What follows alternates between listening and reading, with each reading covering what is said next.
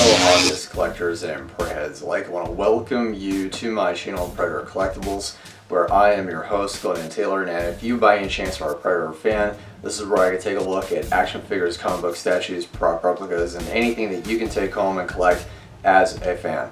Now in today's video, because it is the 10th anniversary of Predators, per my backdrop and my t-shirt, I figured today is something that I'd like to definitely review. And to start off this particular review, we're going to be looking at the retro-based NECA figure, the Berserker Predator from the 2010 film. And again, I mentioned it on my live stream, which I will leave up here in the cards, that I think with NECA and with examples like this, they're very innovative, thinking outside the box, to taking a step backward to limited articulation, but give you really cool accessories and sculpt on a very nostalgic based character, as well as far as a kind of a figure we used to collect for those of you that started collecting Kenner figures back in the 90s. So I think today's review is going to be really exciting. I can't wait. And I also have a question for you at the end of this video, so make sure you stick around. I also have something really cool to show you. So without further ado, let's start this review with the Berserker Predator from 2010. So here we are with the out-of-the-box retro Classic Series Berserker Predator, and I really like how this came out from NECA, mainly due to the fact that they did keep his mandibles short, which there is a reason behind it. I'll get into here in a minute. But in the movie, the Berserker Predator has a much more elongated mandibles than what this figure has, and that's perfectly fine. But there, like I said, there is a purpose. But his armor is, of course, very accurate to what was, again, sculpted and painted to the Berserker Predator in the film. And, of course, his cannon goes on there, and I'll show you how to do that here in a minute. But I really do like how this figure came into play. Now, of course, he does have a much more of a curvature or an arc in his feet, so that's because he can, at that point, spread his legs in much more better pose and in position. And overall, even though he is the more of a grayish bluish color, they did keep everything as far as his red, and these are a little bit much more detailed and intricate as far as spotting. But I think that they decided just to keep this simple retro based paint, kind of like what NECA, or I'm sorry, Kenner would have done in the past. I would have liked, however, to have his dread beads actually painted. But again, I think that's because back in the 90s, this was actually one of those things where, yeah, it was sculpted, but in the 90s, it was missed in paint. But in relation to NECA, I think NECA could have painted these as a gold color, but that's, just my pet peeve, I guess, or a little bit of a picky situation. But I really do like the paint overall, and I really do like how the Berserker Predator definitely is sculpted. And you can definitely tell based on his sculpt and paint that, yeah, this is the Berserker Predator from the 2010 film. So one of his accessories is, in fact, his bio helmet. Again, very retro Classic Series-esque based sculpt.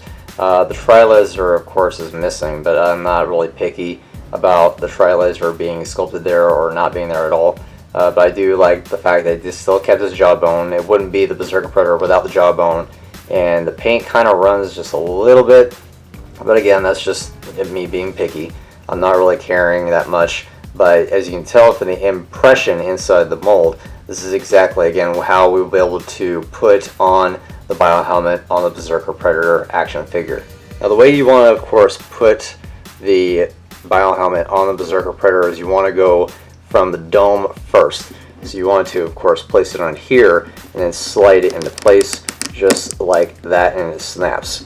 So underneath, you can already tell that the mandibles are going to be right aligned where the jawbone is for the bio helmet, and that's exactly how you want to make sure that this particular bio helmet is put. You don't want to put it mouth first, you want to put it dome first to where it slides over his mandibles and not the other way around. Otherwise, you're going to have a very difficult time putting this bio helmet on his head. So I really do like how they took the plasma cannon, this is the Berserker or Bad Blood cannon. They blew it up 10 times its normal size, and you do get the plasma-based firing weapon. And inside, of course, you'll have the firing mechanism right here on the top as a button. And you just want to, of course, slide it as such into its holster. It should be able to slide in just like that where the plasma cannon in a triangular shape is facing this way, and you just want to lock it in place just like that. So the one thing that is one of my little bit pet peeves, but it's again a picky thing, but it's NECA, is the tight joints. You can definitely hear it. And the reason you want to move it this way, or the bio helmet, or he's facing to the left, is because that way you can put on the cannon. So the way the cannon is going to face up is going to force this little notch right there. You just want to slide it into place, and unfortunately it doesn't actually secure as much as I would like it to, and you can definitely see how it just doesn't want to go all the way in, so it will pop out of place. But that's just one of those things where NECA, it doesn't really flush up against that sliding part. So of course, as I mentioned before, once of course you fire it off, you just want to of course press on this button and it should fire. One of the other last accessories is going to be the blade, and I really do like how the blade is still a blade, but there is that little notch right there that goes of course right there, and that little notch right there through his gauntlet. And again, it's not secured, but you want to just slide it into place just as such, and there you go.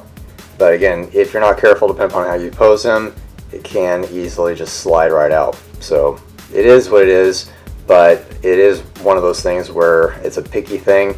I just wish it had a much more better secure way of fastening to the gauntlet, and if you're not careful it can also break, but overall it should stay in place. So overall, what can you say? It's a retro Classic Series based Predator, classic from the 2010 film, and this is done by NECA.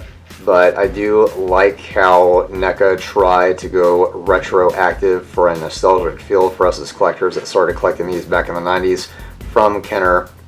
So overall, I like the sculpt, I do like the paint. There are some things I think NECA could have improved on that still signature their place as an action figure for Predator fans.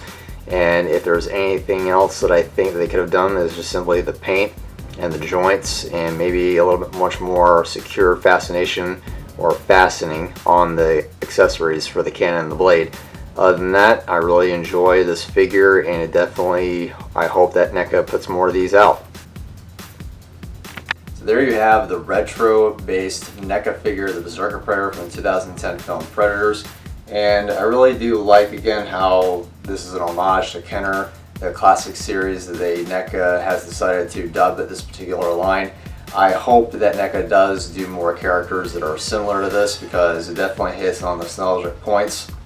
But what I really want to know from you, by looking through my collection of 2010 base Predator merchandise, there's not really a lot from the 2010 film.